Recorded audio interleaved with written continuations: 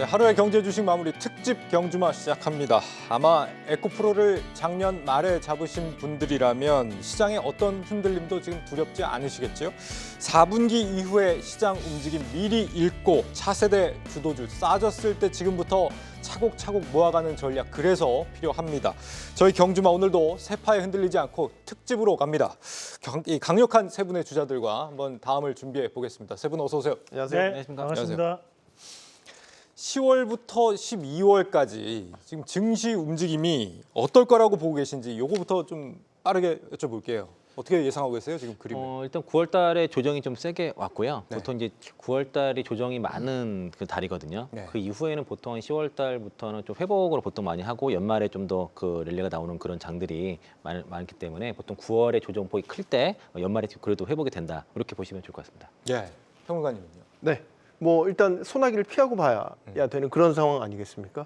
예상치 못했던 변수들이 우리나라 안에서도 그렇고 나라 밖에서도 지금 펼쳐지고 있기 때문에 일단은 9월장이 뭐 통계적으로 많이 힘들었던 시기인 거는 다 알고 있는데 네. 그 여파가 10월까지도 계속해서 추석 연휴 이후에도 일단은 잔뜩 움츠러든 분위기가 계속 이어지지 않을까 예상을 해봅니다. 지금 3분기에 대한 실적에 대한 부분 자체가 미리 선반영이 되고 있는 그런 과정이라고 저는 보는데요. 그만큼 주식이라는 것이 경기 선행지수에 대한 역할이 상당 부분 나타날 수밖에 없기 때문에 지금 현재에 대한 하락 자체는 무기력함에 대한 부분에서 오는 그런 수급적인 공백이라고 봅니다. 네. 다만 여기서 우리가 기억하고 보셔야 되는 것은 결국 현재에 대한 하락 자체가 실적에 대한 하락이 나타나는 것이라면 결국 실적에 대한 부분 이후에 우리가 이제 10월 달부터 또다시 한 번 더 기대감을 좀 가질 수 있는 그런 움직임을 볼 수 있다고 판단을 하고 그래서 저는 이 9월 달만 좀 넘기신다면 오히려 이제 10월 중순 이후부터는 다시 시장에 한 번 더 넘어갈 수 있는 그런 움직임이 나오지 않을까 그런 말씀을 좀 드리고 싶습니다. 네. 근데 10월에 지금 대주주 양도세 뭐 이슈 이런 거 있다고 하지 않았어요? 그런 게 좀 장에 부정적인 영향 주거나 이러지는 않습니까? 이번에는 보통 연말에 이제 그 개별 조목당 그 10억 이상 그 가질 경우에는 이제 그 양도세를 물기 때문에 네. 보통 덜어내게 되는데 9월 달에 일부 그게 좀 발생했던 것 같고요. 뭐 에코프로 같은 경우에 한 120만 원대에서 양도세 문제를 해결하려는 움직임은 분명히 있었던 것 같고 그리고 연말까지이기 때문에 아마 지금 가격에서 보통 보통 양도세 걸리신 분이 대부분 2차 전지 관련 종목들 가지고 계신 분들일 거예요. 네. 수익이 많으신 분들. 그런 분들 같은 경우에는 지금보다도 연말 정도에 해결하시는 전략이 좀 나을 것 같고요. 그 이유는 이제 보통 연초에 그 2차 전지 섹터가 급등이 시작했던 이유 중에 하나가 미국의 그 IRA법도 있었지만은 이 EU에서 그 CRA법, 그 핵지 네. 원자재법 발의가 되면서 움직였던 건데 그게 올해 연말에 확정될 예정이기 때문에 12월 달에 한번 그 유럽의 CRM법에 대한 확정 이슈가 네. 2차 전지에 좀 반등을 이끌 가능성이 높다고 봐서 만약에 양도세에 걸리시는 분들은 지금보다 좀 기다렸다가 12월 중순 이후에 연말에 해결하시는 전략이 좀 될 것 같고요. 아마도 그런 매도세는 지금은 많이 떨어졌기 때문에 쉽게 안 나올 것 같고요. 연말에는 가서 다시 한번 나올 것 같습니다. 네. 평론가님, 네. 지금 10월, 11월, 12월 하면은 제가 언뜻 생각나는 건 11월, 12월에 이제 FOMC 하나 있다는 게 네. 있는데 그 사이에 또 주목할 뭐가 있어요, 더? 일단 저희가 추석 연휴 기간 동안 전후해가지고 미국을 중심으로 굉장히 많은 지표들과 발표와 주목해야 될 멘트들이 나올 예정이어서요. 네. 그것부터 뭐 짚어봐야 될 것 같은데요. 일단 뭐 연준이 늘 중시하는 PCE 가격 지수가 최신치가 이제 발표가 될 예정이고, 그 다음에 그 제롬 파월이 다시 한번 재등판하지 않습니까? 네. 깜짝 놀랐어요. 네, 그 타운홀 미팅 온라인에 이제 타운홀 미팅 생중계되는 부분에 이제 다시 나와서 교육도 하고 질문도 받을 예정인데 아마 여기에 대해서 FOMC 차 이후에 추가적인 어떤 그 통화 정책에 대한 보완적인 설명 또 중립금리에 대한 질문이 나올 가능성도 제기가 되고 있거든요. 이런 부분들이 상당히 시장이 주목할 것 같고요. 연준 고위 인사들도 줄줄이 지금 발표가 예정이 돼 있습니다. 그리고 또 하나는 미국 정부의 어떤 셧다운 가능성 부분도 상당히 큰 변수로 저희가 주목해서 봐야 될 그런 이슈가 되겠고요. 그게 제일 심각하다는 거잖아요. 지금. 지금 상황으로 봐서는 안 좋은 그 셧다운이 진짜 가능성이 높아지는 분위기로 가고 있기 때문에 네. 9월 말 10월 1일 이제 미국 시간으로 10월 1일이 결정이 될 텐데 우리 연휴 중에 이게 이제 네. 결정이 되거든요. 지금 상황은 공화당 내 강경파 목소리가 상당히 세지면서 합의가 안 될 가능성이 높아지고 있습니다. 이런 부분들이 좀 걸리는 부분이고요. 또 하나 무디스가 미국의 국가신용등급 강등 경고를 했다라는 점도 서늘하게 다가오는 부분입니다. 네. 피치와 S&P가 강등을 한 것도 그렇지만 무디스는 미국 내에서도 상당히 큰 영향력을 갖고 있는 신용 평가 기관이거든요. 만약에 정말로 최악의 경우 신용등급 강등까지도 만약에 단행이 될 경우에는 단기적으로 내 금융시장 충격 분명히 있을 거라고 보고 있기 때문에 지금 여러 난제들이 얽혀 있는 그런 상황입니다. 충격이 얼마나 될까요? 어떻게 예상하세요, 이 대표님? 지금 저는 개인적으로는 이제 이 셧다운에 대한 부분보다는 우리가 지금 풀지 않은 숙제가 있습니다. 그것이 바로 이 유가에 대한 상승으로 인해서 물가가 지금 꾸준하게 미국 내에서도 올라가고 있다는 부분인데 네. 그렇다 보니까 11월과 12월 다시 한 번 더 금리에 대한 결정을 앞두고 있는 상황에서 미국에서 점도표에 의하면 한 번 더 추가적인 금리 인상을 하겠다라는 부분 자체로 우리가 예상을 해볼 수 있는 부분이다 보니까 그것이 11월 달에 금리 인상으로 나타날 것인지 또는 이제 12월 달에 나타날 것인지에 대해서 이번 PCE 지수를 보면서 우리가 어느 정도에 대한 시장은 예상을 할 거라고 보거든요. 네. 거기에 따른 부분 자체에서 만약 금리 인상에 대한 부분이 다시 한 번 더 11월 달에 나타난다면 시장 그에 따른 분위기에서 좀 더 조정 양상을 조금 더 길게 보일 수 있는 그런 여지가 있지 않나라는 부분으로 보고 대신에 이제 여기서 우리가 주목을 해봐야 되는 것이 미국이 과연 정말 신용등급 강등이 되면서 다시 한 번 더 장기 채권 금리라든지 부분이 변동성이 확대가 된다면 그때는 미국의 연방 지방은행들에 대한 지금 현재 미실현 손실액에 대한 부분의 우려감이 좀 더 확대될 수 있는 여지는 충분히 있다고 볼 수 있거든요. 우리가 이제 전반기에 SVB 은행에 대한 파산이 이루어지면서 시장이 네. 한번 큰 충격을 받았었고 그런 사태 자체가 후반기에 다시 한번 나타난다면 그때에 대한 하락폭은 꽤 이루어질 것이다. 다만 그런 상황까지 가지 않는다면 오히려 현재에 대한 하락 자체가 하방 경직성을 좀 보일 수 있는 여건이 나오지 않을까. 그것이 10월 중순 정도의 이런 변곡으로 저는 발생할 가능성이 높다라는 말씀을 좀 드리고 싶습니다. 우리 시청자 천둥이님이 이상로 대표님 텐베거 앞으로 계속 하시냐 그러는데 4분기에도 텐텐베거 계속 갑니까? 네, 계속 갑니다. 네. 이상로의 텐텐베거 네. 계속 분발해 주시고요. 지금 말씀하신 거 보면 이제 11월, 12월에 있을 FOMC 얘기를 해주셨고 네. 우리 평론가님은 셧다운에 대한 우려를 얘기해 주셨는데 이 부분 이창훈 부장님 어떻게 보고 계신 거예요? 그러니까 현실적으로는 아마 셧다운은 이루어질 것 같습니다. 일단 그래요? 아까 말씀하신 것처럼 네. 그 공화당 강경파 의원들이 지금 예산을 대폭 삭감하는 거에 대해서 강력하게 주장을 하고 있는 상황이고 이게 현실적으로 어렵기 때문에 10월 1일부로 일단 셧다운이 될 것 같고요. 역사적으로 아마 미국에서는 가장 그 최장 기간이 이제 트럼프 대통령 때 35일간 그 셧다운 된 적이 있었는데 네. 막 그렇게 가게 되면 좀 영향이 좀 있을 것 같지만은 좀 최소한으로 이루어지지 않겠냐 싶고 그리고 이렇게 되면은 11월 때 금리 인상도 쉽지는 않을 수도 있습니다. 오히려 그렇게 되면은 셧다운을 하게 되면 네, 만약에 그럴 수도 있어서 이게 이제 양날의 칼이 될 수 있을 것 같고요. 그리고 만약에 11월 달에 금리를 인상하지 못하는 상황이 벌어지게 되면은 원래 지금 점도표가 내년에 네 번의 금리 인하에서 네. 2번으로 바뀌면서 지금 시장이 좀 조정받는 영향도 분명히 있는데 그게 점도표가 다시 변할 수 있는 여지도 있다라고 보면은 내년에 금리 인하가 시기가 좀 더 빨라질 수 있다고 하면은 내년도에 이제 경기가 좀 회복으로 가서 2025년도에는 이제 성장으로 가는 그림들이 이제 미국에는 사실 그런 가능성이 상당히 있거든요. 네. 여러모로 미국의 모든 그 스케줄, 경기 스케줄이 2025년도에 경기 성장을 지금 얘기하고 있는데 그 가는 과정에서의 이제 금리 인하 사이클이 언제 빨리 도래하느냐, 이게 좀 관건이라고 봐서 이번 달에 이제 셧다운과 더불어서 11월 달에 연준의 금리 인상, 이게 실제로 이루어지는지 아니면 동결되는지 이 여부도 상당히 중요한 체크 포인트라고 보고 있습니다. 네. 지금 4분기에는 우리가 그 상당한 고금리에 지금 직면하게 됐는데 경기 침체가 조금씩 가까워지고 있다는 생각이 듭니다. 미국의 한 암호화폐 전문 미디어 분석에 따르면요. 암호화폐 전문 미디어라는 게 좀 아쉬운 부분이긴 한데 미국에서 파산 신청 건수가 리먼 때만큼 지금 많이 발생하고 있다. 이럴 때 꼭 주식시장에 큰 조정이 한 번씩 왔다는 거고요. 국내는 어떤지 봤더니 올 들어서 8월까지 법인 회생이 작년보다 63%, 법인 파산은 58% 급증한 걸로 나왔습니다. 망하는 기업이 많아진다 이런 의미잖아요. 네, 그 대부분 이제 중소기업들이 많이 그런 것 같고요. 국내 같은 경우에는 특히 건설업 쪽에서 중소건설사들이 지금 실제로 많이 쓰러지는 모습들이 나타나고 있고 뭐 네. 중견기업들도 현금 유동성이 좀 문제가 생겨서 그런 것 같고요.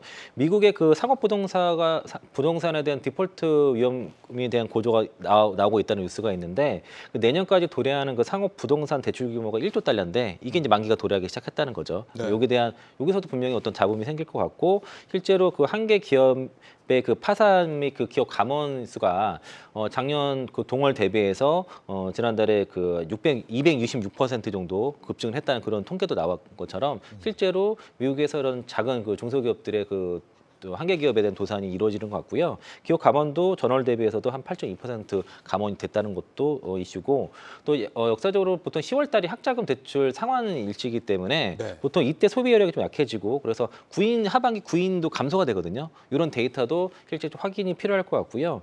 보통 이제 중소기업들이 많이 파산을 하지만 아직은 그래도 대기업들은 현금을 많이 보유하고 있어서 이제 고금리에서는 소위 말해서 이제 금리 장사한다 이러기 때문에 대기업까지는 퍼질 이슈는 아직은 아닌 것 같다라고 좀 보고 있습니다. 이게 연초부터 우리가 지금까지에 대한 부분을 돌이켜서 한번 보면 네. 연초에 많이 나왔던 이슈들이 아마존이라든지 구글 같은 이런 우리가 IT 기업들이 인력에 대한 구조 조정을 한다는 얘기가 많이들 많이 나왔습니다. 했었죠. 네. 하지만 연초에 발표됐던 점도표에 대한 예상 밴드는 얼마였냐면 5.25였거든요. 그런데 현재까지 나왔던 연말에 대한 포인트가 5.75까지 지금 올라와 있습니다. 그 말을 다시 한번 우리가 되짚어서 보면 금리를 올린다는 것은 물가를 잡기 위해서 금리를 올리는 거예요. 그러면 지금 현재 연초에 예상했던 5.25 정도만 가면 금리가 우리가 이제 물가가 3% 밑으로 내려올 것이다. 연준이 얘기했던 2%까지 진입할 것이다라고 연준이 예상을 했다는 거죠. 네. 하지만 실질적으로 지금까지 진행을 해오다 보니까 생각보다는 물가가 빠르게 낮아지지 않았었고 그리고 현재 변수가 등장했던 것이 바로 유가에 대한 상승입니다. 실질적으로 핵심 물가 지수에는 유가에 대한 상승이 영향을 미치지는 않지만 대신에 우리가 이런 여러 가지 이 유가라는 것이 물동량에 대한 가격적인 부분에서도 영향을 미칠 수밖에 없다 보니까 이 유가에 대한 상승분 자체를 미국이 어떤 식으로 방어를 해내느냐가 상당한 저는 관건이 될 것 같아요. 네. 그러면 연말까지 만약에 연준이 얘기를 했던 물가 상승을 잡지 못한다면 그래서 유가를 잡지 못한다면 시장은 상당한 패닉이 올 수 있다. 왜냐하면 기업에 대한 파산도 구조적인 부분을 따지고 보면 결국 이자가 오르다 보니까 그 이자를 감당하지 못한 부분에서 파산을 신청을 하는 거거든요. 네. 그러면 그에 따른 부분 자체에서 보더라도 우리가 여기서 추가적인 금리 인상을 또다시 진행을 한다면 기업들한테 부담이 될 수밖에 없고 그것이 은행들한테도 부담으로 올 것이고 그것이 생각보다는 큰 조정이 나올 수도 있는 국면이 될 수 있는데 그에 따른 이제 단초가 10월 달에는 어느 정도 윤곽이 드러나지 않을까라고 보는 입장입니다. 연준의 정책을 판단하는 데 있어서는 항상 우선순위를 어디에 두고 있는지를 보는 게 중요할 것 같거든요. 네. 그러니까 금리를 올려서 실물 경기에 충격을 가할 수 있다는 걸 알면서도 지금의 우선순위는 인플레이션, 물가를 잡는데 우선적인 기조를 두고 있다는 거를 이제 뭐 정책 금리 결정이나 기자회견을 통해서 계속해서 드러내잖아요. 네. 근데 이제 최근 들어서 이제 여러 흐름들이 있었지만 최근 파월의 어떤 의중이나 이런 것 기자회견 내용들을 분석을 해보면 어쨌든 지금도 우선순위는 인플레를 잡는 데 우선순위를 두고 있다. 네. 그래서 올해 안에 추가적인 금리 인상 가능성이 한 번 더 시장에 강력한 메시지를 내놓은 것이고요. 이렇게 본다면 지금 아까 고금리에 따라서 기업 파산이라든지 개인 부채 이런 것에 대한 부담이 나오곤 있지만 연준은 흔들리지 않을 가능성이 지금으로서는 높다라고 봐야죠. 그래서 뭐 연내 기준금리 인상을 한 번 더 단행할 가능성도 여전히 있다라고 봐야 되는 거고 네. 내년에도 금리 인하를 기대하지 말아야 될 가능성이 현재로서는 높다라고 봐야 돼요. 지금 연준 말씀도 하셨지만은 연준과는 별개로 또 지금 국채 금리는 올라가고 있는 것처럼 보이거든요. 그러니까 국채 발행 이슈가 있는 거잖아요. 미국 경제가 계속 성장을 하려면은 미국 국채가 계속 발행이 돼야 되는데 지금 국채 금리가 이렇게 심하게 올라가면 경제가 버틸 수 있겠느냐, 미국 경제가. 여기 대해서는 어떻게 생각하세요? 바이든 행정부로 바뀌면서 전반적인 이제 재정 기조가 확장 재정 기조였잖아요. IRA도 뭐 사실 나라 돈 써서 보조금 주는 거니까요. 그러니까 지금 미국 정부가 부채 부담을 계속해서 GDP 대비 거의 90% 수준까지 올라갔지 않습니까? 네. 기본적으로 국채 발행에서 그런 것들이 계속 재원 조달을 해가지고 메우고 나라 집행 예산하고 이런 과정 중에 있기 때문에 금리가 기조적으로 올라가는 거는 사실 네. 막기는 쉽지 않은 그런 상황이죠.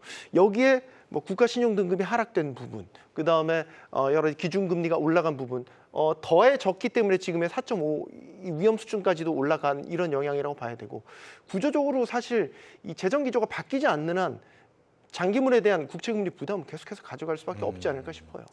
이런 질문을 제가 드리는 이유가 네. 미국 경제가 침체가 됐을 때 우린 대체 무엇에다가 투자를 해야 되냐라는 거거든요. 어디 뭐 비트코인에다 해야 됩니까? 미국 경기 침체되면은 다 도망가야죠. 뭐 방법 없을 것 미국을 같고요. 도망가야 돼요? 아니면 현금으로 바꿔야 된다 이런 말씀이세요? 근데 현금 봐서 투자 다 주는 거죠. 그렇게 되면. 사실은 이제 제가 이거 미국 금리가 지금 뭐 그 5% 이상 올라온 상태인데 사실은 몇 달 전만 해도요. 작년에도 요 경제만 코너에서 미국 금리 4.5% 넘어가면은 경기 침체 온다 뭐 이렇게 네. 봤었거든요. 네. 실제로 제가 그래서 들었던 얘기가 뭐 미국 그 4.5% 넘어가게 되면은 미국의 뉴욕에 뭐 그 이제 걸거래 낳는 사람들이 뭐 1,000만 명이 넘어갈 수 있다 이런 얘기까지 들을 정도로 그래서 그렇게 되면은 경기 침체가 오기 때문에 연준에서 4.5% 이상 올리지 못할 거라는 얘기를 저도 많이 들어서 거기에 대해서 저도 말한 적이 있었는데 네. 지금 1% 이상 훌쩍 넘어간 그 상태다 보니까 네. 생각보다 미국의 경기가 강하더라 이거고요. 그리고 글로벌적으로 지금 중국에서 사실 먼저 시작을 한 건데 중국의 전기차 시장을 많이 키우는 데 있어서도 보조금의 역할을 하는 거고요. 지금은 이제 경기를 살리기 위해서는 보조금의 시대입니다. 그 보조금을 많이 주는 쪽, 그래서 돈이 어느 쪽으로 많이 투자되는 쪽이 그 해당 산업이 찍어서 거기가 성장을 하기 때문에 지금 보조금의 시대고 이거는 이제 EU도 마찬가지고 미국도 마찬가지로 경기를 살리기 위해서는 보조금을 줘야 되기 때문에 확장 재정으로 갈 수밖에 없는 그런 기조라고 볼 수 있겠고요. 이거는 이제 시대적 흐름이라 보시면 되겠고요. 네. 코로나 이후로 경기가 침체가 되고 그로 인해서 돈을 많이 살포를 했는데 그게 인플레이션이 발생했고 그 과정에서 이제 그 금리가 인상되는 과정이지만 그래도 여기서 경기를 활성화하기 위해서는 네. 특정하게 살려야 되는 투자할 곳에 보조금을 푸는 정책이 앞으로 이루어질 수밖에 없다라고 그렇게 볼 수밖에 없겠습니다. 그렇군요. 그 미국 경제를 이런 얘기 하잖아요. 미국 경제 살리려고 다른 나라 경제들이 계속해서 희생시킨다. 특히 이제 아시아 국가가 타겟이 돼서 그러니까 우리나라 같은 경우도 지금 환율도 1,350원 오늘 네. 넘었으니까 그리고 이제 이런 것들이 이제 장기물 국채금리 영향을 계속해서 받고 있으니까 우리는 늘 얘기하지만 삼고에 영향을 미치는 게 자국의 문제처럼 비춰지지만 그 기조의 원인을 따라가다 보면 사실 미국이 금리를 올리면서 이 모든 게 촉발된 거 아니겠습니까? 우리로서는 참 계속 힘든 여건에 처해질 수밖에 없다라는 게 안타까우면서 네, 미국의 한편으로 좀 밉기도 하고 그러네요. 갑자기. 사실 이제 이 장기 국채 금리라는 것이 결국 국채 발행이 어려워지기 때문에 금리가 올라가는 거거든요. 네. 그러면 지금 현재 그 글로벌적인 부분에서 봤을 때 미국에 대한 국채를 그만큼 원활하게 매입을 할 수 있는 존재가 있느냐. 결국에는 이제 중국에 대한 부분이라든지 또는 인도라든지 남아공이라든지 러시아라든지 또는 사우디라든지 중동 국가들한테 의존 한도가 높아질 수밖에 없다는 거죠.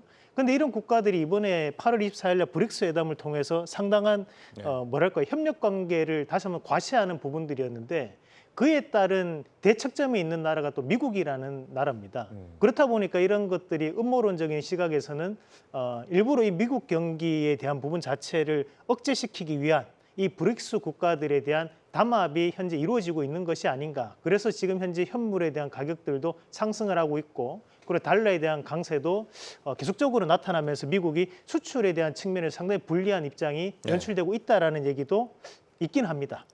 지금 이렇게 고금리 시대가 지금 예정대로라면 내년까지 계속 이어진다는 거잖아요. 네. 내년까지 이렇게 된다면 이제는 성장주의 시대가 가고 가치주의 시대가 온다. 뭐 이런 분석들도 있는데, 그러니까 실제로 진짜 돈 버는 기업들이 이제 가는 시대가 아니냐, 증시에서도 이 견해에 대해서는 어떻게 보세요?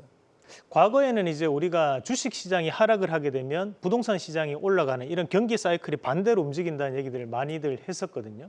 하지만 결국 현재 부동산이라든지 또는 우리가 이런 위험 자산에 대한 부분 자체들을 보면 대부분이 이제 돈을 풀어서 올리는 구조적인 부분이 되었다는 거죠. 한마디로 이제 거품이 조금씩 끼어 있으면서 증시를 올리는 움직임들이 나타나다 보니까 실질적으로 우리가 지금 미국이 금리를 계속적으로 인상을 한다거나 또는 이제 금리 동결에 대한 구조가 길게 이어졌을 때는 위험 자산에 대한 선호도는 낮아질 수밖에 없다고 저는 봐요. 네. 그러니까 결국에는 뭐 주식 안에서 우리가 그것을 해지할 수 있는 개념 자체는 상당히 빈약할 수밖에 없다는 부분으로 보고 오히려 이제 우리가 지금 현재 미국에 대한 고금리가 꾸준히 이어지면서 그런 가치주로 바꿔야 되느냐 그것도 아니라는 거죠. 결국에는 지금 현재 시장 자체는 성장성을 먹고 그에 따른 이제 꿈과 기대감을 가지고 움직이는 시장이거든요. 그러면 다시 한 번 또 돈이 풀렸을 때는 그럼 어떤 쪽이 갈 것이냐에 대한 기대감이 저는 앞서 가치주에 대한 투자보다도 앞선다고 보고요. 그러면 이제 여전히 그래도 우리가 증시가 조정이 나오더라도 이런 성장주에 대한 저가 매수를 하는 것이 맞지 않나, 현명한 방법이 아닌가라는 말씀을 드리고 있습니다. 성장주다. 네.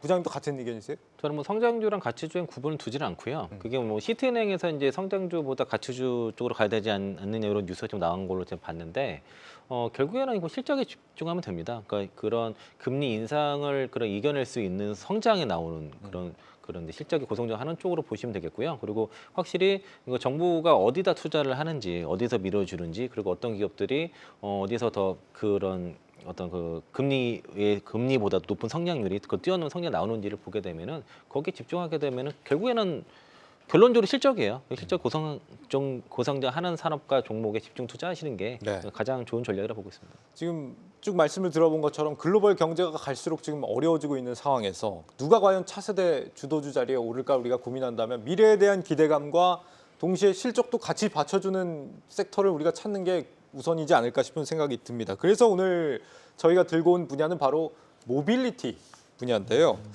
지금부터 세 분과 함께 모빌리티 분야 안에서 좀 하나하나 해부를 좀 해보려고 해요. 우선 2차 전지입니다. 4분기에 2차 전지 섹터 움직임들 어떻게들 좀 예상을 하시는지 이창환 부장님부터 4분기 흐름을 좀 예상해 주세요. 지금 3분기 그 실적 특히 뭐 양극재기업들 실적 부진 우려가 좀 있어서 뭐 네. Q는 올라갔지만은 판가 하락이 있기 때문에 특히 이제 광목 가격, 니켈 가격, 그 리튬 가격 하락으로 인한 이제 판가 우려 때문에 지금 조정을 받고 있고요. 3분기 실적이 뭐 저점이라 보고 4분기부터 회복한다고 봤을 때는 지금이 이제 어느 정도 이제 주가는 이제 바닥권에 왔다라고 볼 수 있겠고, 그리고 이제 4분기 실적과 내년 특히 이제 내년도에 이제 그 2차 전지라든가 특히 모빌리티 관련 그 산업이 내년도에 급성장을 하기 때문에 내년 성장을 본다 그러면은 지금이 주가 위치는 바닥이고, 그리고 4분기에 이제 반등 정도로 예상을 하고 있고요. 네. 아마 그 아까 말씀드린 것처럼 4분기 쪽에 특히 12월 달에 그 유럽의 그 EU의 그 CRMA 법안 통과 요구가 된다고 하면은 반등 모멘텀이 될 거라고 보고 있고, 양도세 이슈 이런 것들도 맞물리기 때문에 예전처럼 다시 전고점을 막 뚫는 이런 그림보다도 일단 지금 박스권 하단이고 박스권 중간이나 상단 정도까지는 트라이 할 수 있는 정도는 되지 않겠냐라고 예. 보고 있습니다. 평론가님 어떤 의견이세요? 네, 저는 뭐 주가에 대해서는 잘 모르겠지만 네. 최근 들어서 이제 외국 뭐 미국도 그렇지만 유럽 뭐 내에서도 우리 전기차나 배터리 업체들이 봤을 때는 장벽이라고 여겨질 만한 제도들, 법안들이 계속해서 만들어지고 있잖아요. 뭐 유럽 CRMA법도 이제 올 연말에 이제 확정이 될 거고, 프랑스 최근에 보조금과 관련해서 이제 확정안이 나왔는데 사실 중국과 일본, 우리나라 업체들이 불리한 상황으로 조건들이 다 만들어졌죠. 네. 영국 같은 경우도 내연기관차 뭐 직접적인 건 아니지만 어쨌든 판매 금지 기한을 연장을 함으로써 전반적인 전기차 스케줄링이 다 뒤로 밀렸지 않습니까? 네. 그러니까 우리 배터리 전기차 업체들로서는 사실 반가울 만한 상황들은 만들어지고 있지는 않는 것 같아요. 그런 면에서 봤었을 때 사실 이런 그 정책적 허들 이런 것들을 어떻게 넣는지가 관건이 될 것 같아서 아직은 좀 그런 측면에서는 불확실성이 있다라고 보여집니다. 우리 골드 여신님 솔직하게 말씀해 주세요 이렇게 말씀을 주고 계신데 네. 지금 개인들 수급이 더 붙을 수가 있을까 또 궁금하기도 해요. 이젠 너무 좀 비싸다는 평가도 나오고 우리가 뭐 10만 네. 원대는 마음껏 들어갈 수 있었지만 지금 뭐 마음껏 들어갈 수 있는 개인들의 상황인가? 근데 이게 그 관점의 차이가 저는 있다고 봅니다. 사실 포스코홀딩스가 70만 원대 저렴하다고 생각하고 들어가셨던 분들도 최근에 주가 빠지면 위험한 거 아니야 이렇게 또 생각하시는 분들 계시고, 또는 이제 에코프로 같은 경우에 150만 원대 막 들어갔다 아직까지 저렴하다 들어갔던 분들도 지금 최근에 90만 원대, 80만 원대 가격대가 보이면 위험한 거 아니야 이렇게 생각들을 하시는 분들이 계신 것 같은데, 지금 현재에 대한 부분 자체를 단순적으로 따진다면 150만 원대나 또는 70만 원대 가격보다 훨씬 빠져 있는 것은 사실입니다. 그러면 이제 여기에서 우리가 봐야 되는 것이 하락했던 이유가 뭐냐는 거거든요. 그러면 현재 지금 양극재 기업들이나 또는 이제 리튬 소재에 관련된 기업들의 하락의 주 원인이 결국에는 이제 실적에서 오는 부분이에요. 그러면 그 실적에 대한 부분 자체가 이미 이제 9월 달에 대한 수출율 동향표는 10월 달에 이제 발표가 되고 난 다음에는 다시 한 번 더 후반기에 대한 그 10월 달, 11월, 12월에 대한 기대감이 다시 한 번 더 증시에 대한 2차 전지 기술 관련 기업들을 상승시킬 수 있는 원동력이 될 수 있다는 거고, 두 번째는 최근에 나왔던 이슈 중에서 수산화 리튬에 대한 가격이 꾸준하게 하락을 했기 때문에 우리나라 양극재 기업들에 대한 실적의 전망치가 하락하고 있다라는 부분이었는데, 사실 지금 현재 유가도 상승했지만 철강성 가격도 상당 부분 올랐습니다. 글로벌적인 부분에서 자원이라든지 소재에 대한 전략 무기화가 이루어지는 시점이라고 감안했을 때 리튬에 대한 가격도 저는 올라갈 거라고 보거든요. 그러면 현재에 대한 가격적인 부분이 빠지면서 계속적으로 빠진다는 것이 아니라 다시 한 번 더 전기차에 대한 수요가 늘어날 수 있는 4분기 시점이 들어왔을 때는 리튬에 대한 가격도 상승하면서 양극재에 대한 판매 단가도 올라가서 다시 한번 마진을 확보할 수 있는 계기가 저는 마련될 수 있다고 보고, 우리가 또 한 가지 뉴스를 봐야 되는 것이 네. 이번 최근에 나왔던 이슈 중에서 미국의 그 포드와 중국의 CATL과에 대한 합자 회사가 중단됐다라는 이슈가 있었습니다. 그런데 이 이슈 자체가 저는 대단히 중요하다고 봤어요. 왜 중요하냐면 하원에서는 계속적으로 이제 반대를 했었고, 그 말인즉슨 미국 IRA에 대한 혜택을 배터리 쪽에서 우리나라가 독점할 수 있다라는 부분으로 해석할 수 있는 부분이거든요. 네. 그렇게 된다면 지금 현재 미국이 2025년까지 배터리 공장을 신설하거나 증설하는 회사가 LG 에너지 솔루션, 삼성 SDI, SK온, 그리고 지금 포스코 퓨처엠, 그리고 에코프로, 그리고 솔루스 첨단 소재, 그리고 롯데케미칼, 이렇게 7군데입니다. 그 7군데에 대한 회사들에 대한 주가 움직임이 최근에 크게 나타나지는 않아요. 하지만 이런 것들이 현재 시장에서는 저는 시장에 대한 반등이 강하게 한번 붙여준다면 오히려 2차 관련된 기업들에 대해서도 선별적 움직임으로 강한 푸시가 한번 이루어지지 않을까. 여러분들에게 안심시키기 위해서 이런 말씀 드리는 게 아니라 냉정하게 바라봤을 때도 중립적인 시각에서도 저는 충분히 상승 가능성은 높다라고 봅니다. 지금 미국 IRA법 말씀을 주셨으니까 평론가님께 이거는 여쭤볼 건데, 미국 IRA 지금 변수로 미국의 대선이 걸려 있다는 거 아닙니까? 지금 트럼프가 될 가능성이 높아졌다는 거 아니에요? 다시? 그 트럼프 이제 후보라고 해야 될지 모르겠지만, 트럼프 전 대통령이 이제 사실상 전기차와 관련된 이야기를 하면서 바이든 행정부의 IRA법을 직격을 했지 않습니까? 그래서 이제 트럼프 당선이 되면, 재집권을 하게 되면 IRA법이 사실상 무력화될 것이다. 뭐 이런 전망이 나오면서 계속 이런 전망들이 이제 올라갔다 나왔다 했는데, 최근에 여론조사에서 트럼프 전 대통령이 이제 압도적으로 바이든 대통령을 이기는 것으로 최근 조사에서 나오면서 그것과 연결지어서 지금 IRA법에 대한 어떤 리스크, 뭐 불확실성 이런 것들이 다시 부각되는 분위기는 맞습니다. 근데 미국은 바이든하고 트럼프 말고는 없는 거예요? 왜 그 둘밖에 계속 염두에 두지 않는 겁니까? 저도 이해가 안 되는데, 일단 공화당 후보에서 트럼프 전 대통령을 이길 만한 후보가 없다라는 게 계속해서 드러나고 있잖아요. 지금 대선 후보 토론회도 진행이 되고 있는데 빠져도 뭐 상관없고, 4건의 기소가 이루어져도 여전히 트럼프에 대한 지지는 압도적으로 나타나고 있지 않습니까? 1위 후보 트럼프가 전체 공화당 성향의 유권자들의 50% 이상의 지지를 받고 있고요. 2위 데상티스 후보가 12%밖에 안 돼요. 격차가 너무 커요. 그러니까 이거는 뭐 어떻게 쫓아갈 의지를 낼 만한 그런 상황도 아니고 기정사실화하고 있는 거죠. 그러니까 이제 그 트럼프 대통령이 말했던 워딩을 정확히 볼 필요가 있는데요. 그러니까 IRA법을 폐지를 하겠다 했던 이유가, 물론 이제 그 자동차 노조 파업 현장 가서 얘기한 거 있지만은 그 이유가, 그 IRA법을 통해서 그러면은 중국이 전기 시장을 100% 다 석권한다, 이렇게 장악한다, 이렇게 얘기를 한 거거든요. 전기차가 100% 다 중국에 생산될 거다, 이렇게 얘기한 거예요. 그러니까 무슨 얘기냐면은 결국에는 중국에 가장 그 무역 분쟁을 일으켰던 게 이제 트럼프 대통령이고, 중국에 대해서 가장 반감을 갖고 있는 그 트럼프 대통령이고요. 그 IRA법의 취지 자체가 중국을 배제한 미국 중심의 공급망 구축입니다. 그러니까 어쨌든 중국을 배제한다는 게 핵심 내용이고요. 트럼프도 전 대통령도 그렇게 얘기를 했던 거예요.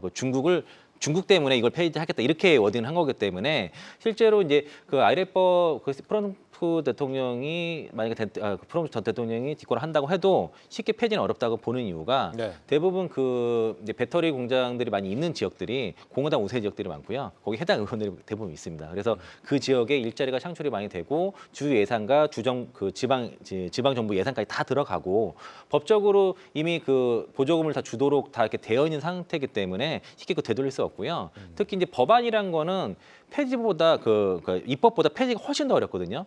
이거 IRA법에 대한 대체 법안을 만들어야 되는데 그 과정도 쉽지가 않고 그리고 이게 이제 그 정치라는 게 어떤 명분도 중요하고 실익도 중요한데 이 IRA법의 폐지에 대해서 해서 지금 그 공화당이 얻을 수 있는 실익이 별로 없습니다. 사실 그리고 실제로도 트럼프 대통령 당시 때도 그 오바마 케어를 그렇게 폐지하려고 노력했지만은 상하원을 모두 장악하고도 못했기 때문에 이게 실제 IRA법 폐지는 사실상 어렵다라고 네. 그렇게 보시는 게 맞을 것 같습니다. 저도 사실 이제 그 다음 말씀드릴 게 네. 지금의 어떤 우려점들은 가능성이 높지 않다라고 보는 거는 말씀하셨던 미국 내의 정치 그 분위기라든지 아니면 이제 표심과 관련된 게 IRA를 절대로 배척하고서는 표를 얻을 수 없는 지금 상황이 돼버렸기 때문에 이번에 미시간주에서 이제 오늘 밤에 아마 이제 바이든 대통령이 갈 거고요. 그 내일 그 다음 날 이제 트럼프 전 대통령이 가서 지금 전미 자동차 노조에 대한 그 노조 지지라든지 자신의 입장을 거기에 대해 밝힐 예정인데 사실상 미시간주도 매번 그 대선 때마다 지지하는 층이 바뀔 정도로 굉장히 경합주예요.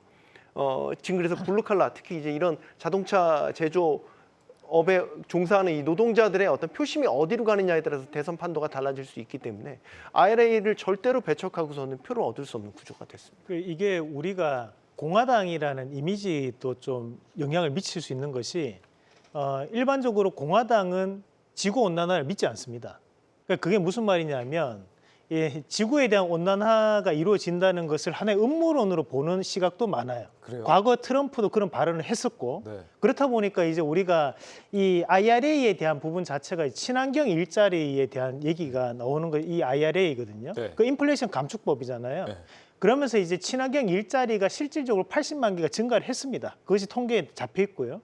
그렇다 보니 우리가 친환경이라는 것은 공화당이 싫어하지 그렇고 거기에 따라 최근에 트럼프에 대한 발언들을 종합해서 봤을 때 그러면 트럼프가 당선되게 되면 IRA가 폐지되겠구나 이렇게 이제 연결고리가 되는 것 같은데 물론 지금 현재 주식시장이라는 것은 우려감과 기대감이 있기 때문에 하락에 대한 영향을 미치는 것은 저는 사실이라고 봐요. 다만 만약에 트럼프가 당선되더라도 이 정책에 대한 폐기는 어렵다는 거죠. 왜냐하면 미국이라는 나라가 현재 일자리가 증가하는 것처럼 보이지만 이 일자리의 대부분은 서비스업이거든요. 네. 그러면 실질적으로 미국이 바라는 것은 이런 제조업적인 부분에서 약간 이런 오랫동안 일할 수 있는 그런 일자리들을 원하는 부분들이 높기 때문에 그러면 결국 우리나라가 가서 그런 IRA 관련된 부분 자체에서 자동화 공장이라든지 또는 증설이나 신설을 이루어졌을 때 그에 따른 혜택을 지금 미국에 주는 거기 때문에 네. 우리가 일자리를 포기하면서까지 트럼프가 IRA 법안을 폐기하지는 않을 것이라고 저는 보는 거죠.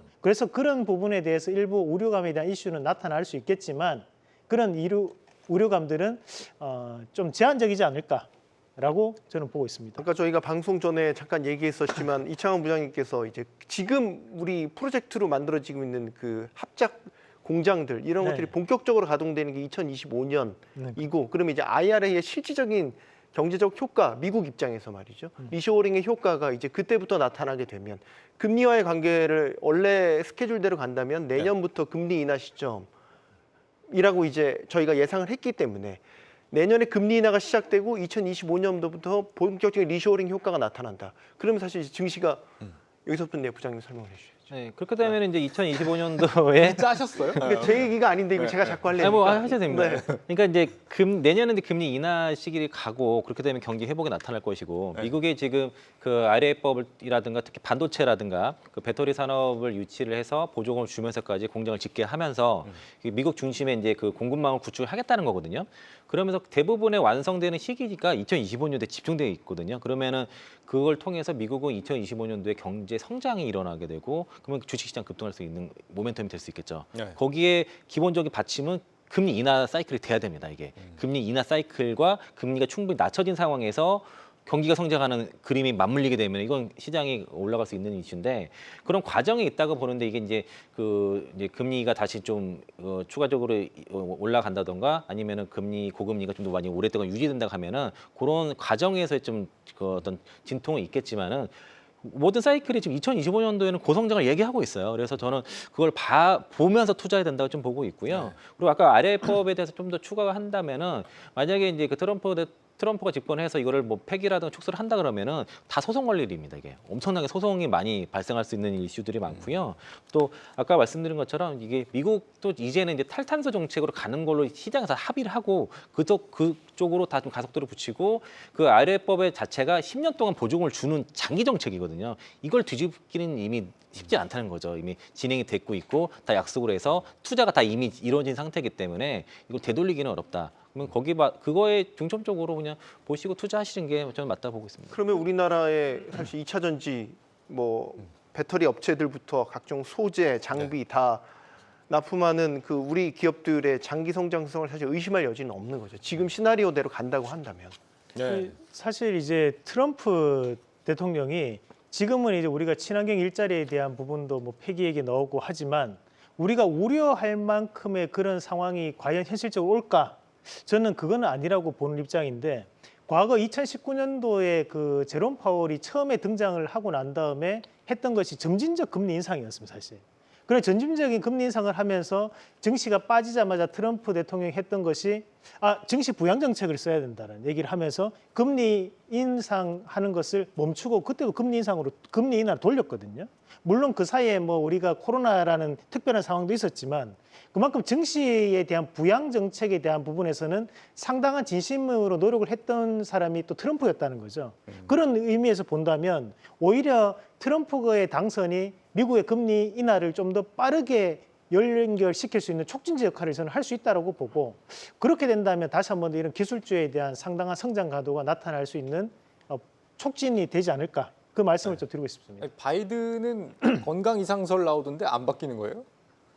뭐 건강이 안 좋았는데 거예요? 갑자기 좋아질 수 본인은 있겠습니까? 계속해서 제도전 의지를 드러내고 있는데요. 본인이 제도전 의지를 갖고 있으면 어쨌거나 후보로 나올 수밖에 없어요. 그럼요. 네.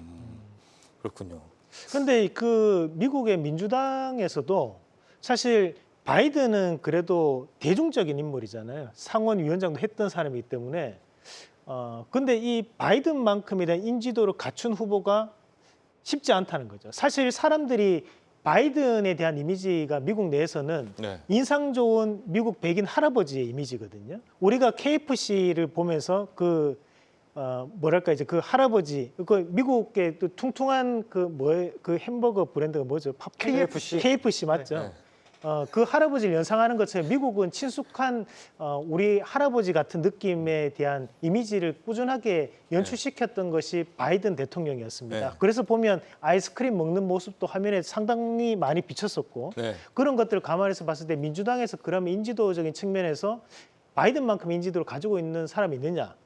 그래서 지금 얘기 나오는 것이 미셸 오바마 얘기도 나오는 거거든요. 그래서 지금 보면 미국에서도 민주당도 참 인물이 없다. 뭐 지금 공화당도 그렇겠지만 그런 상황이 바이든에 대한 재선까지 얘기가 나오는 것이 아닌가 그렇게 봅니다. 전 세계가 겪고 있는 문제인 것 같고요. 유럽도 요즘에 이제 CRMA라고 방금 이창호 부장님 말씀하셨던 핵심 원자재법 지금 추진을 하고 있는데 12월에 이제 최종안이 나온다는 거잖아요. 네. 이거는 배터리 기업들한테 긍정적인 변수가 된다는 말씀이세요? 당연하죠. 이게 실제로 이제 그 핵심 원자재법 자체가 그 중국의 의존도를 지금 줄이는 그런 얘기이기 때문에 그 2030년까지 제3국의 전략적 원자재 의존도를 역내 그 전체 소비량의 65% 미만으로 낮추는 거거든요. 네. 대부분 중국의 의존도가 높다 보니까 이걸 낮추는 거라서 중국을 배제하는 법입니다.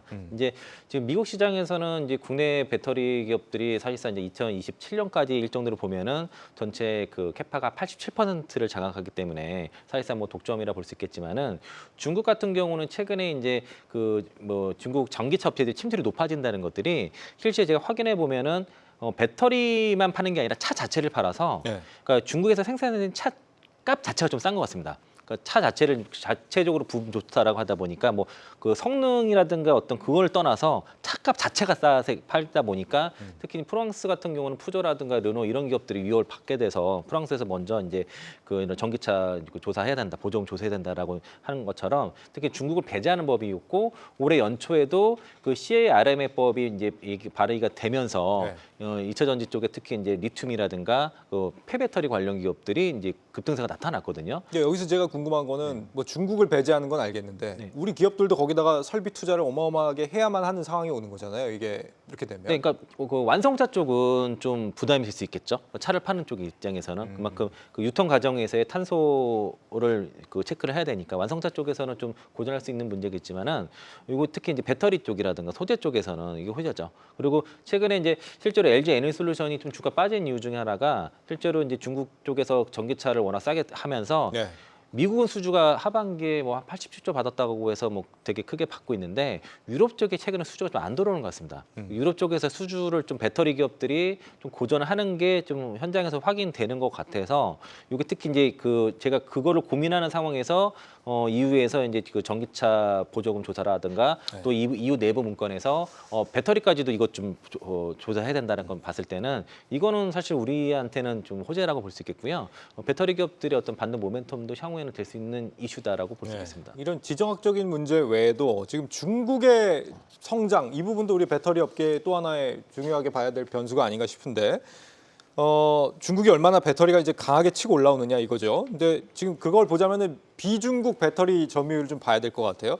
상반기에 보니까 단연 LG 에너지 솔루션 뭐 28.7% 점유율 1위를 차지하고 있는데 CATL이 2위였는데 지금 작년 20.5%에서 올해 27.2% 바짝 추격해 오고 있단 말이죠. 반면에 뭐 SK온이라든지 삼성 SDI는 점유율이 낮아지고 있고 네. 왜 이렇다고 보세요? 지금 이제 실제로 이제 그 LFP 배터리가 중국에서 많이 팔렸고 중국이 이제 보조금 정책으로 인해서 이제 많이 올라온 것도 사실이고요. 네. 최근에 유럽 침투율도 좀 올라간 것도 사실입니다. 전기차 점유율이 한 10%까지 올라왔다고 얘기 좀 그 정도까지 올라갈 수 있다고 얘기를 하고 있기 때문에 실제 사실이지만은 이게 이제 향후에 이제 그 앞으로는 이제 그 전기차 시장이 이제 미국이 제일 크게 될 것이고요. 그다음에 이제 유럽, 그 중국 이렇게 나눠질 건데 네. 미국 시장에서 점유율이 올라가게 된다 그러면 이건 다시 뭐 2025년 되면은 LG 에너지솔루션이 미국 시장에서 47%의 점유율을 가지고 있을 수 있기 때문에 2025년도 이후로는 뭐 굉장히 그 격차가 다시 벌어질 거고 유럽 쪽에서의 중국의 점유율이 높아진 거는 우리나라의 점유율이 낮아진 게 아니라 일본입니다. 일본의 그 파라소닉 점유율이 급감을 했습니다. 두 자릿수에서 한 자릿수를 급감을 했기 때문에 그 점유율을 중국이 치고 들어간 것이고요. 우리가 뺏기는 점유율은 상대적으로 그렇게 크지 않다고 그렇게 보시면 될 것 같습니다. 네, 네. 말씀하세요. 그 전 세계적으로 봤을 때 우리가 2022년도까지 전기차 판매량이 약 660만 대라 얘기하거든요. 그러니까 거기에서 이제 절반이 330만 대가 중국에서 판매가 되고 중국에서 생산이 됩니다. 그렇다 보니까 일단은 기본적으로 CATL이라든지 또는 BYD가 점유율이 높을 수밖에 없어요. 그러니까 중국이라는 나라는 이미 전기차 시장이라고 바라봤을 때는 어느 정도 활성화된 시장이에요. 네. 그리고 유럽도 마찬가지로 이미 활성화된 시장입니다. 그러면 이 유럽 시장 자체는 지금 형국만을 따졌을 때 좀 나눠 먹는 식의 형국이 좀 많이 진행되고 있고, 그러면 현재 우리나라 기업들은 어디에 투자를 하고 있느냐? 바로 미국 시장에 투자를 하고 있다는 거거든요. 왜냐하면 미국은 아직까지 개화기적인 성격이 강하다 보니까 우리가 EV에 대한 생산량 같은 경우에 현대차에서 40% 이상을 EV 쪽에서는 지금 미국 내에서 본토에 생산이 나오고 있다는 얘기가 나옵니다. 그 말은 뭐냐면 미국이 현재 계약기를 넘어서 좀 더 확장되었을 때 그에 따른 베네핏을 우리나라 기업들이 가져가겠다는 얘기를 지금 하고 있는 거고, 또 남아있는 시장이 인도와 그리고 동남아 시장이거든요. 그 현재 인도와 동남아 시장에서도 지금 현재는 점유율 자체를 좀 더 높이기 위해서 우리나라 기업들이 상당한 노력을 하고 있어요. 그래서 저는 그 시장도 하나의 변수가 될 수 있다고 봅니다. 네, 지금 김지민님께서 시청자 김지민님께서 차값 내리려면 역시 LFP 배터리로 갈 수밖에 없는 게 아니냐. 가뜩이나 지금 테슬라와 뭐 비아디 간에 전기차 가격 낮추는 경쟁을 벌이고 있는 상황이니까 네.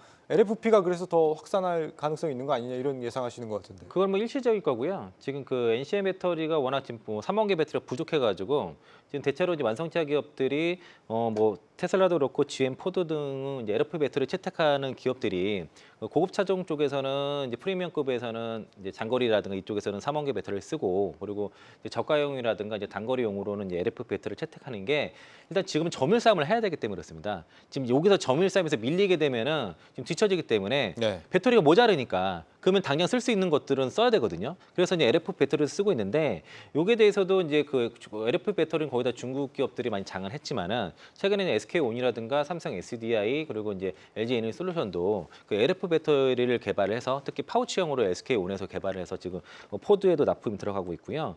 GM 같은 경우도 지금 LG 에너지솔루션과 합작법인 그 얼텐 센지 쪽에 향후에 LFP 배터리 일부 활용을 하게 될 겁니다. 그리고 또 이제 다른 이제 그 당장은 이제 배터리 부족 때문에 그런 일시적 현상이지만은 이제 아까 말씀드린 것처럼 이제 2025년도 되게 되면은 배터리 이제 전기차 대량 생산 시대라 또 배터리의 그 공량들이 대량으로 지금 생산되는 시대가 된다 그러면은 또 판도가 바뀔 것이고 그리고 그 NCM 그 구반반으로 가게 되면요. 네. 이게 LFP 배터리랑 가격 차이가 별로 안 납니다. 그래서 이제 현재까지는 지금 대부분 차량들이 이제 1세대 전기차고 내년부터는 2세대 플랫폼으로 가게 되면은 네. NCM 구반반 배터리가 장착되게 됐을 때는 좀 상황이 많이 달라질 수 있다라고 볼 수 지금 있습니다. 세 분의 말씀을 들어보면은 2차 전지를 좀 주목해 볼 필요가 아직도 있다라고 말씀하시는 걸로 들리는데 종목이 여러 개가 있지 않습니까? 어떤 종목을 보라고 말씀하시겠습니까? 뭐 여전히 그 양극재랑 양극재 지주사 기업들 위주로 좀 보시면 좋을 것 같고요. 뭐 많이 알고 계신 뭐 그 에코프로 그룹들이라든가 포스그룹들 그런 쪽으로 보시는 게 낫지 않을까 네, 보겠습니다. 이상우 대표님은요.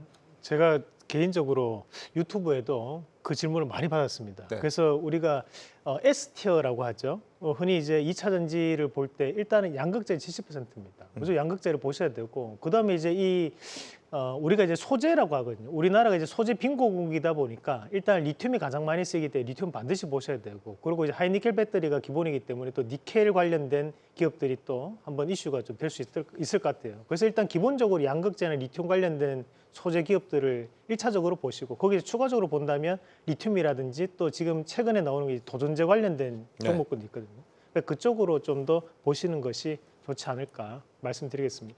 오늘 이 모빌리티 분야 전체를 다루려고 했는데 2차 전지 하다가 지금 시간이 다 갔거든요. 그럼 짧게 요것만 좀 여쭤보면은 현대차 기아 있지 않습니까? 네.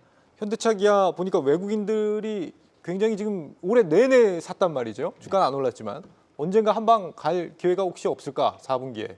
뭐 전기차율이 올라가야지 가능하지 않을까 싶고요. 좀 쉽지는 않을 것 같은데 지금 그래요? 뭐 주가 자체는 바닥권이라 봐서 좀 반등 나오고 있고 현대차 그룹들의 지금 주가 흐름을 다 보니까 최근에 움직임이 제일 강한 게 현대모비스 같고요. 네. 그리고 그다음 강한 게 현대글로비스 정도가 좀 움직임이 좀 현대기아보다는 확실히 움직임이 다른데 유독 현대모비스가 제일 강한 게 아마도 이제 그 EV 그 전장 사업부가 네. 흑자 전환할 것 같습니다. 이게 네. 수소 사업부 그 적자 사업부를 떼내면서 그 현대 쪽으로 넘길 거죠. 그럼 안종을 현대차가 가져가게 되겠죠.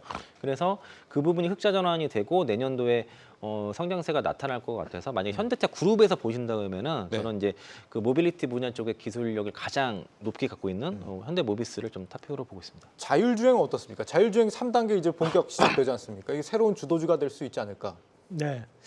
우리가 이제 자율주행도 이제 두 가지 방식이 있습니다. 한 가지는 이제 우리가 라이다 방식이라고 해서 모자 쓰고 있는 것들이 있어요. 우리가 로봇 청소기 보시면 위에 돌아가는 것이 이제 라이다 방식인데 사실 이 라이다 방식이 정확도는 높지만 우리가 일반적인 도로에서는 이 라이다 방식 구현하기 대단히 어렵습니다. 왜냐하면 계속적으로 인터넷이 돌아가야 되기 때문에. 네. 그래서 테슬라가 하는 것이 이제 슈퍼컴퓨터에 대한 부분인데 결국에는 이제 이런 AI 반도체 관련된 이슈와 또 이런 자율주행 칩과 연결될 수 있거든요. 그러면 국내에서 본다면 우리가 최근 들어 주가에 대한 움직임이 좋은 것이 이제 텔레칩스 같은 이런 차량용 반도체 팹리스 기업들이 주가가 좋은 것도 그에 따른 부분이라고 보고, 그래서 저는 이제 자율주행 같은 경우에도 자율주행 칩이라든지 또는 이제 카메라 모듈 관련된 기업들로 좀 더 선별적으로 접근하는 건 좋다. 그리고 또 한 가지는 이제 삼성에서 지분이 들어와 있는 자율주행 관련된 기업도 있습니다. 네. 에이테크 솔루션이라는 기업이 있습니다. 최근에 삼성 관련된 부분에서 AI라든지 또는 로봇 관련된 기업들이 주가가 한 번씩 급등하는 모습들이 많이 나타나니까 네. 그 에이테크 솔루션도 한번 눈여겨보시면 좋을 것 같습니다. 모빌리티 관련주 좀 전망 마지막으로 30초 짧게 평론가님도 좀 해주시잖아요. 전 30초요?